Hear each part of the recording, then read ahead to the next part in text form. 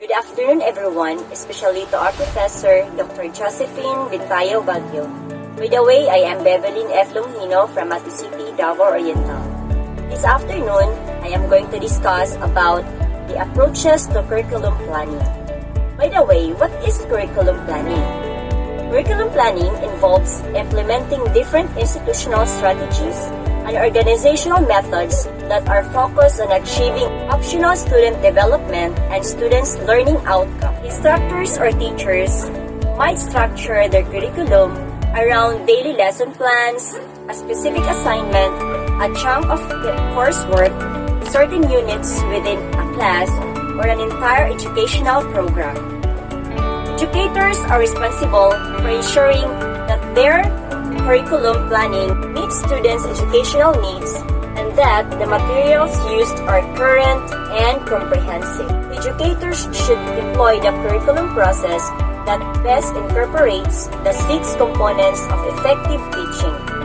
These components are applicable of both the undergraduate and graduate level. First, demonstrate knowledge of content. Second, demonstrate the knowledge of students. Third, select suitable instructional strategy tools. And fourth, demonstrate knowledge of resources. Fifth, design coherent instruction. And the sixth one, assess student learning. Approaches to curriculum planning.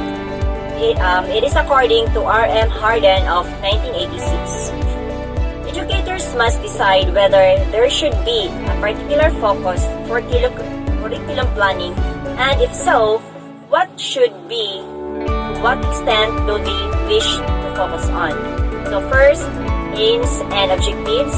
Second, teaching methods, content, timetable, problems, one idea or strategy, the regulations, curriculum design to attract sponsorship.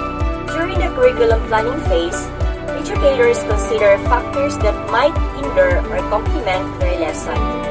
These include institutional requirements. For example, each administrator at a university or college will have guidelines, principles, and framework that instructors are required to reference as they build out their curricula. When it comes to curriculum development, the first thing to do is the planning. So what are the things involved in planning? So we have identifying the issue, problem, and need. Second, form curriculum development team. And the third one, conduct needs assessment and analysis.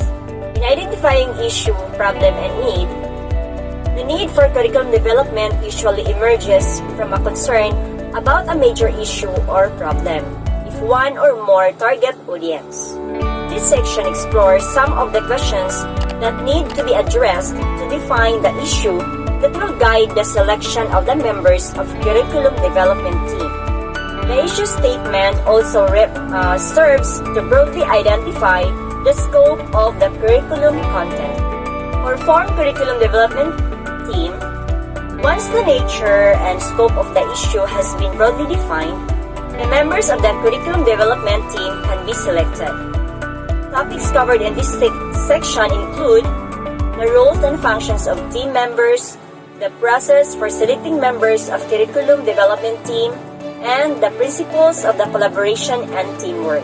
The third one, conduct needs assessment and analysis. There are 2 phases in the needs assessment process.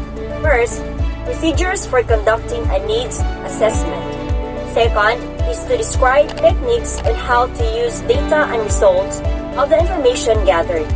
Included are ways to identify gaps between knowledge and practice, trends emerging from the data, process to prioritize needs, and identification of the characteristics of the target audience. That's it.